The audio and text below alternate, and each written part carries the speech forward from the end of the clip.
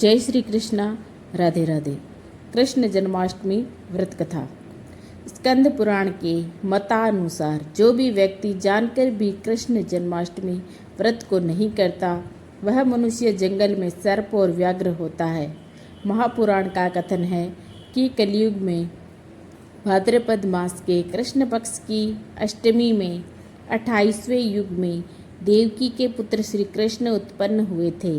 यदि दिन या रात में कला मात्र भी रोहिणी न हो तो विशेषकर चंद्रमा से मिली हुई रात्रि में इस व्रत को करें। भविष्य पुराण का वचन है, श्रावण मास के शुक्ल पक्ष में कृष्ण जन्माष्टमी व्रत को जो मनुष्य नहीं करता वह क्रूर राक्षस होता है। केवल अष्टमी तिथि में ही उपवास करना कहा गया है। यदि वही तिथि रोहिणी नक्षत्र से युक्त हो तो जयंती नाम से संबोधित की जाएगी। वही पुराण का वचन है कि कृष्ण पक्ष की जन्माष्टमी में यदि एक कला भी रोहिणी नक्षत्र हो तो उसको जयंती नाम से ही संबोधित किया जाएगा। अतः इसमें प्रयत्न से उपवास करना चाहिए। जो व्यक्ति जन्माष्टमी का व्रत करता है वह ऐश्वर्य और मुक्ति को प्राप्त करता है। आयु, कीर्ति, यश, लाभ, पुत्र व पौत्रों को प्राप्त कर इसी जन्म में सभी प्रकार के सुखों को भोग कर अंत में मोक्ष को प्राप्त होता है। जो मनुष्य भक्ति भाव से श्री कृष्ण की कथा को सुनते हैं उनके समस्त पाप नष्ट हो जाते हैं, वे उत्तम गति को प्राप्त होते हैं। अब सुनिए कथा। इंद्र ने कहा, हे ब्रह्मपुत्र, हे मुनियों में श्रेष्ठ, सभी शास्त्रों के ज्ञाता, हे देव, व्रतों में उत्तम उस व्रत को बताए जिस व्रत से मनुष्यों को मुक्ति लाभ प्राप्त हो, तथा हे ब्राह्मण, उस व्रत से प्राणियों को भोग व मोक्ष भी प्राप्त हो जाए। इंद्र की बातों को सुनकर नारद जी ने कहा, त्रेता युग के अंत में और द्वापर युग के प्रारंभ के समय में नितित क्रम को करने वाला कंस नाम का एक अत्यंत पापी दैत्य हुआ। उस दुष्ट व नीच कर्मी दुराचारी कंस की देवकी नाम की एक सुंदर बहन थी। देवकी के गर्भ से उत्पन्न 8वां पुत्र कंस का वध करेगा। नारद जी की बातें सुनकर इंद्र ने कहा, हे महामते, उस दुराचारी कंस की कथा का विस्तार पूर्वक वर्णन कीजिए। यह संभव है कि देवकी के गर्भ से उत्पन्न 8वां पुत्र अपने मामा कंस की हत्या करेगा।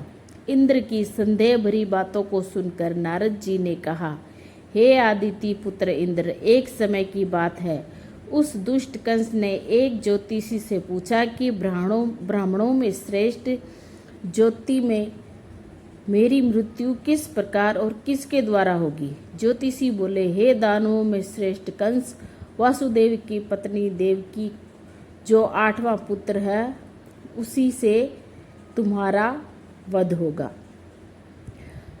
ज्योतिषी की बातें सुनकर कंस ने कहा, हे देवज, बुद्धिमानों में अग्रण्य, अब आप यह बताएं कि देवकी का 8वां पुत्र किस मास में किस दिन मेरा वध करेगा। ज्योतिषी बोले, हे महाराज, माघ मास की शुक्ल पक्ष की तिथि को 16 कलाओं से पूर्ण श्री कृष्ण से आपका युद्ध होगा।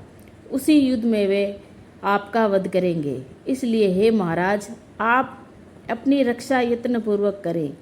इतना बताने के पश्चात नारद जी ने इंद्र से कहा, ज्योतिषी द्वारा बताए गए समय पर ही कंस की मृत्यु कृष्ण के हाथ निसंदेह होगी। तब इंद्र ने कहा, हे मुनि, उस दुराचारी कंस की कथा का वर्णन कीजिए और बताइए कि कृष्ण का जन्म कैसे होगा तथा कंस की मृत्यु कंस द्वारा किस प्रकार होगी।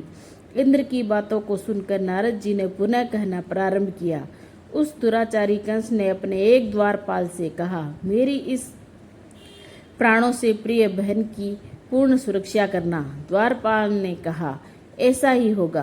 कंस के जाने के पश्चात उसकी छोटी बहन दुखी होते हुए जल लेने के बहाने घड़ा लेकर तालाब पर गई। उस तालाब के किनारे एक घनघोर वृक्ष के नीचे बैठकर देवकी रोने लगी। उसी समय एक सुंदर स्त्री, उसका नाम यशोदा था, उसने आकर देवकी से प्रिय वाणी में कहा, हे कांते, इस प्रकार तुम क्यों विलाप कर रही हो? अपने रोने का कारण मुझसे बताओ।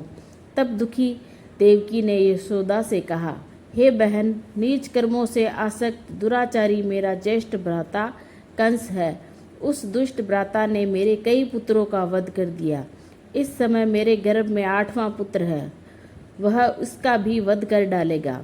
इस बात से किसी प्रकार का संशय या संदेह नहीं है, क्योंकि मेरे ज्येष्ठ भ्राता को यह भय है कि मेरे अष्टम पुत्र से उसकी मृत्यु अवश्य होगी। देवकी की बातें सुनकर यशोदा ने कहा, हे बहन, विलाप मत करो, मैं भी गर्भवती हूँ। यदि मुझे कन्या हुई तो तुम अपने पुत्र के बदले उस कन्या को ले लेना। इस प्रकार तुम्हारा पुत्र कंस के हाथों मारा नहीं जाएगा। तदंतर कंस ने अपने द्वारपाल से पूछा, देवकी कहाँ है? इस समय वह दिखाई नहीं दे रही। तब द्वारपाल ने कंस से नम्र वाणी में कहा, हे महाराज, आपकी बहन जल लेने तालाब पर गई हुई है। यह सुनते ही कंस क्रोधित हो उठा और अपने द्वारपाल को उसी स्थान पर जाने को कहा जहाँ वह गई हुई है। द्वारपाल की दृष्टि तालाब के पास देवकी पर पड़ी। तब उसने कहा कि आप किस कारण यहाँ पर आई है? उसकी बातें सुनकर देवकी ने कहा कि मेरे गृह में जल नहीं था, जिसे लेने में जलाशय पर आई हूँ। इसके पश्चात देवकी अपने घर की ओर चली गई। कंस ने पुनः द्वारपाल से कहा कि इस गृह में मेरी बहन की तुम पूर्णतः रक्षा करो। अब कंस को इतना भय लगने लगा कि गृह के भीतर दरवाजों में विशाल ताले बंद करवा दिए और दरवाजे के बाहर दैत्यों और राक्षसों की पहरेदारी के लिए नियुक्त कर दिया। कंस हर प्रकार से अपने प्राणों को बचाने के प्रयास में लग रहा था। एक समय सिंह राशि के सूर्य में आकाश मंडल में जलाधारी मेघों ने अपना प्रभुत्व स्थापित किया। भादो मास की कृष्ण पक्ष की अष्टमी तिथि को घनघोर अर्धरात्रि थी।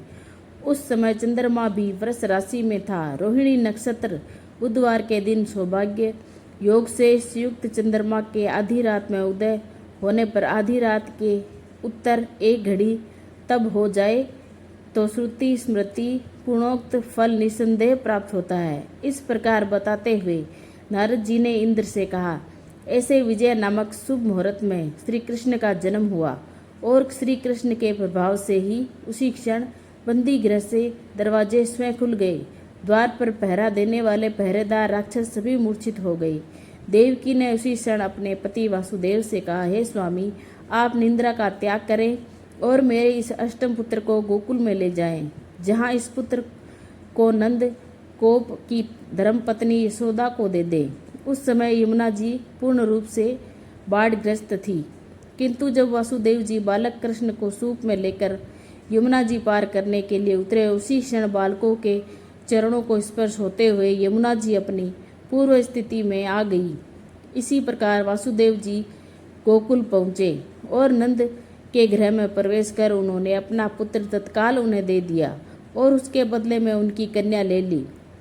वे तत्क्षण वहां से वापस आकर कंस से बंदी गृह में पहुंच गए। प्रातःकाल जब सभी राक्षस पहरेदार निंद्रा से जागे तो कंस ने द्वारपालों से पूछा कि अब देवकी के गर्भ से क्या हुआ है, इस बात का पता लगाकर मुझे बताओ।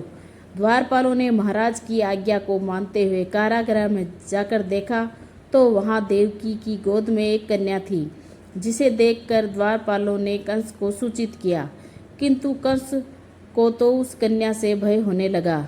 अतः वह स्वयं कारागृह में गया और उसने देवकी के गोद में कन्या को झपट लिया और उसे एक पत्थर की चट्टान पर पटक दिया, किंतु वह कन्या विष्णु की माया से आकाश की ओर चली गई और अंतरिक्ष में जाकर विद्युत के रूप में परिणित हो गई। उसने कंस से कहा कि हे दुष्ट, तुझे मारने वाला गोकुल के नंद ग्रह में उत्पन्न हो चुका है और उसी से तेरी मृत्यु सुनिश्चित है। मेरा नाम तो वैष्णवी है, मैं संसार के कर्ता भगवान विष्णु की माया से उत्पन्न हुई हूँ। इतना कहकर वह स्वर्ग की ओर चली गई। उस आकाशवाणी को सुनकर कंस क्रोधित हो उठा। उसने नंद जी के गृह में पूतना राक्षसी को कृष्ण का वध करने के लिए भेजा, किंतु जब वह राक्षसी कृष्ण को स्तनपान कराने लगी तो कृष्ण ने उनके स्तन से उसके प्राणों को खींच लिया और वह राक्षसी कृष्ण कृष्ण कहते हुए मृत्यु को प्राप्त हुई। जब कंस को पूतना की मृत्यु का समाचार प्राप्त हुआ तो उसने कृष्ण का वध करने के लिए क्रमशः केसी नामक दैत्य को अश्व के रूप में, उसके पश्चात अशिष्ट नामक दैत्य को बैल के रूप में भेजा, किंतु ये दोनों भी कृष्ण के हाथों मृत्यु को प्राप्त हुए। इसके पश्चात कंस ने काल्याख्य नामक दैत्य को कौवे के रूप में भेजा, किंतु वह भी कृष्ण के हाथों मारा गया। अपने बलवान राक्षसों की मृत्यु के आघात से कंस अत्यधिक भयभीत हो गया। उसने द्वारपालों को आज्ञा दी कि नंद को तत्काल मेरे समक्ष उपस्थित करो। द्वारपाल नंद को लेकर जब उपस्थित हुए तब कंस ने नंद जी से कहा कि यदि तुम्हें अपने प्राणों को बचाना है तो पारिजात के पुष्प ले आओ, यदि तुम नहीं ले पाए तो तुम्हारा वध निश्चित है। कंस की बातों को सुनकर नंद ने ऐसा ही होगा कहा और अपने गृह की ओर चले गए। घर आकर उन्होंने संपूर्ण वृत्तांत अपनी पत्नी यशोदा को सुनाया, जिसे श्री कृष्ण भी सुन रहे थे। एक दिन श्री कृष्ण अपने मित्रों के साथ यमुना नदी के किनारे गेंद खेल रहे थे और अचानक स्वयं ने ही गेंद की यमुना में फेंक दिया। यमुना में गेंद फेंकने का मुख्य उद्देश्य यही था कि वे किसी प्रकार पारिजात पुष्पों को ले आए। अतः वे कदम के वृक्ष पर चढ़कर यमुना में कूद पड़े।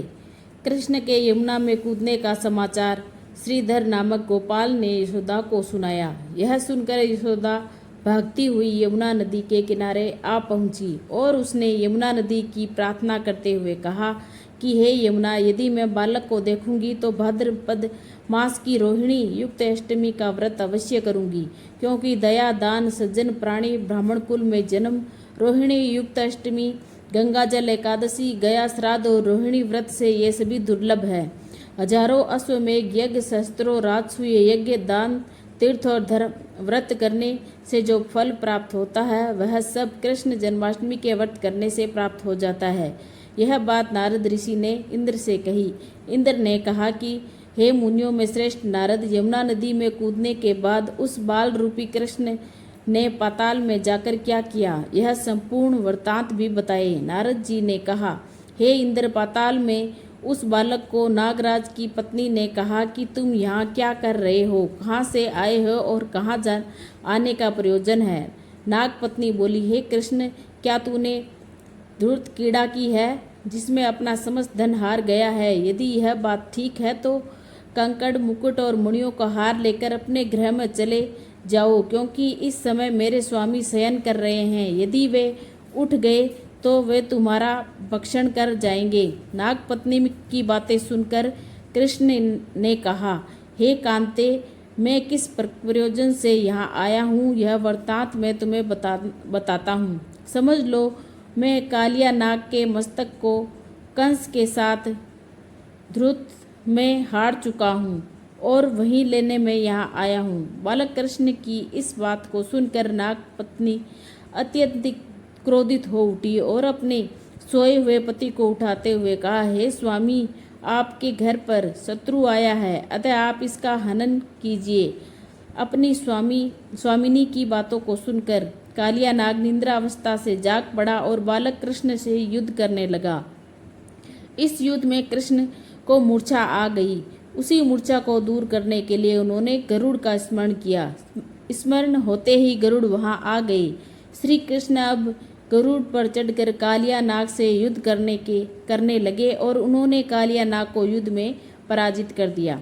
अब कालिया नाग ने भली भांति जान लिया था कि मैं जिनसे युद्ध कर रहा हूँ वे भगवान विष्णु के अवतार श्री कृष्ण ही है। अतः उन्होंने कृष्ण के चरणों में साष्टांग प्रणाम किया और पारिजात से उत्पन्न बहुत से पुष्पों को मुकुट में रखकर कृष्ण को भेंट किया।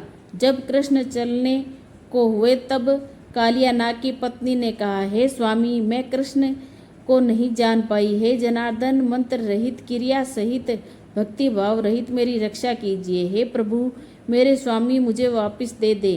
तब श्री कृष्ण ने कहा, हे सर्पिणी, दैत्यों में जो सबसे बलवान है उस कंस के सामने मैं तेरे पति को ले जाकर छोड़ दूंगा, अन्यथा तुम अपने गृह की ओर चली जाओ।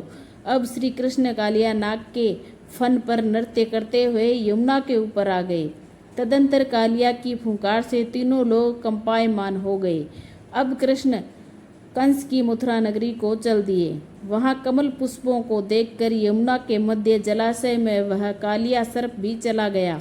इधर कंस भी विस्मित हो गया और कृष्ण प्रसन्नचित्त होकर गोकुल लौट आए। उन्होंने गोकुल आने पर अपनी माता यशोदा ने विभिन्न प्रकार के उत्सव किए। अब इंद्र ने नारद जी से पूछा, हे महामुने, संसार के प्राणी बालक श्री कृष्ण के आने पर अत्यधिक आनंदित हुए। आखिर श्री कृष्ण ने क्या क्या चरित्र किया, वह सभी आप मुझे बताने की कृपा करें। नारद ने इंद्र से कहा, मन को हरने वाला मथुरा नगर यमुना नदी के दक्षिण भाग में स्थित है। वहाँ कंस को महाबलशाही भाई चाणूर रहता है। उस चाणूर से श्री कृष्ण ने मल्ल युद्ध की घोषणा की। हे इंद्र, कृष्ण और चाणूर का मल्ल युद्ध अत्यंत आश्चर्यजनक था। चाणूर की अपेक्षा कृष्ण बाल रूप में थे। भेरी शंख और मृदंग के शब्दों के साथ कंस और केसी इस युद्ध को मथुरा की जनसभा के मध्य में देख रहे थे। श्री कृष्ण ने अपने पैरों को चाणूर के गले में फंसाकर उसका वध कर दिया। चाणूर की मृत्यु के पश्चात उनका मल्ल युद्ध केसी के साथ हुआ। अंत में केसी भी युद्ध में कृष्ण के द्वारा मारा गया। केसी के मृत्यु उपरांत मल्ल युद्ध देख रहे सभी प्राणी श्री कृष्ण की जय जयकार करने लगे। बालक कृष्ण द्वारा चाणूर और केसी का वध होना कंस के लिए अत्यंत हृदय विदारक था। अतः उन्होंने सैनिकों को बुलाकर उन्हें आज्ञा दी कि तुम सभी अस्त्र शस्त्रों से सुसज्जित होकर कृष्ण से युद्ध करो। हे इंद्र, उसी क्षण श्री कृष्ण ने गरुड़, बलराम तथा सुदर्शन चक्र का ध्यान किया, जिसके परिणाम स्वरूप बलदेव जी सुदर्शन चक्र लेकर गरुड़ पर आरूढ़ होकर आए। उन्हें आता देख बालक कृष्ण ने सुदर्शन चक्र को अपने उनसे लेकर स्वयं गरुड़ की पीठ पर बैठ कर न जाने कितने ही राक्षसों और दैत्यों का वध कर दिया, कितनों के शरीर अंग भंग कर दिए। इस युद्ध में श्री कृष्ण और बलदेव ने असंख्य दैत्यों का वध किया। बलराम जी ने अपने आयुध शस्त्र हल से और कृष्ण ने सुदर्शन चक्र से माघ माह की शुक्ल पक्ष की सप्तमी को विशाल दैत्यों के समूह का सर्वनाश किया। जब अंत में केवल दुराचारी कृष्ण ही बच गया तो कृष्ण ने कहा, हे दुष्ट धर्मी दुराचारी, अब मैं इस महायुद्ध स्थल पर तुझसे युद्ध कर तेरा वध कर इस संसार को तुझसे मुक्त कराऊंगा। यह कहते हुए श्री कृष्ण ने उनके केसों को पकड़ लिया और कंस को घुमाकर पृथ्वी पर पटक दिया, जिससे वह मृत्यु को प्राप्त हुआ। कंस के मरने पर देवताओं ने शंख घोष व पुष्प वृष्टि की। वहां उपस्थित समुदाय श्री कृष्ण की जय जयकार कर रहा था। कंस की मृत्यु पर नंद, देवकी, वासुदेव, यशोदा और इस संसार के सभी प्राणियों ने हर्ष का पर्व मनाया। जो व्यक्ति जन्माष्टमी का व्रत करता है वह ऐश्वर्य और मुक्ति को प्राप्त करता है। आयु, कीर्ति, लाभ, पुत्र पौत्र को प्राप्त कर इसी जन्म में सभी प्रकार के सुखों को भोग कर अंत में मोक्ष को प्राप्त करता है। जो व्यक्ति भक्ति भाव से श्री कृष्ण की कथा को सुनता है उसके समस्त पाप नष्ट हो जाते हैं और वे उत्तम गति को प्राप्त होते हैं। बोलिए कृष्ण कन्हैया लाल की जय।